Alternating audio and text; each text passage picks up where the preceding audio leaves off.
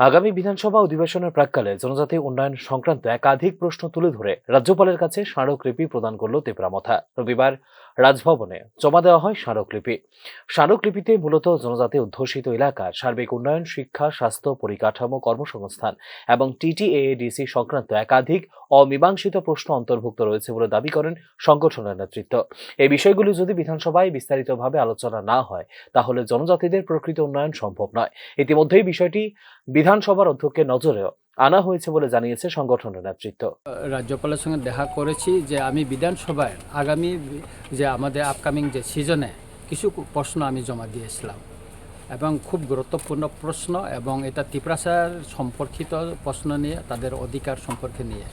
এই বিষয়টা আমি মাননীয় আমাদের স্পিকার ইনচার্জ ওনাকে আমি দিয়েছি, এবং আজকে রাজ্যপালের মহোদয়ের সঙ্গেও আমি দেখা করেছি। ওনাকে বলেছি যে কোয়েশনগুলো আমি দিয়েছি এগুলি সব দিশে এলো হয়ে যায়, যেটা গুরুত্বপূর্ণ বিষয়। উনি প্রতিটা প্রশ্নগুলি জিজ্ঞেস করছেন, ওনাকে বাংলায় যেটা কোয়েশন করছিল এটা ইংরেজিতে ওনাকে বলা হয়েছে, হিন্দিতে বোঝানো হয়েছে। উনি এটা দেখছেন, এটা উনি ফরওয়ার্ডিং করে পাঠাবেন। কিন্তু যেহেতু স্পিকার ওনার স্বাধীন ক্ষমতা, উনি সেটা সিদ্ধান্ত নিতে পারেন বলে উনি জানিয়েছেন, তবে উনি ফরওয়ার্ডিং করে বলবেন। এবং আমাদের যে প্রশ্নগুলি দিয়েছে এটা উনি গুরুত্ব সহকারে শুনেছেন, এবং এইগুলি উনি খুবই ইম্পর্টেন্ট, উনি গুরুত্বটা বুঝেছেন। এই বিষয়গুলি যদি কনসিডার করা হয় তাতে আমাদের বিধানসভায় আলোচনার একটা সুযোগ হবে। সবচেয়ে গুরুত্বপূর্ণ বিষয় হচ্ছে কি, আমরা তৃতীয় এডিসি থেকে যে সমস্ত বিল পাঠিয়েছি, এটা কয়টা বিল পাঠানো হয়েছে এবং কেন অনুমোদন দেওয়া হয়েছে কিনা, দেওয়া হচ্ছে না, এবং এগুলি শীঘ্রই অনুমোদন দিয়ে রাজ্যপালের কাছে পাঠানো হবে কিনা, এই বিষয়টা নিয়ে আমি উনি জিজ্ঞেস করছেন।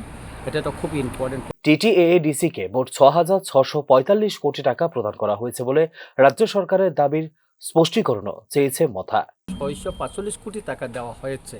তা আমি বিধানসভাতে প্রশ্ন রেখেছিলাম যে আপনি ৬,৬৪৫ কোটি টাকা যে দিয়েছেন, কোন অর্থ বছরে দিয়েছেন এবং কোন কোন খাতে দিয়েছেন, এই প্রশ্নটা দিছে এলো। এডিসি কে দেওয়া অর্থরাশির হিসেবপত্র রয়েছে অডিট বিভাগের দায়িত্বে।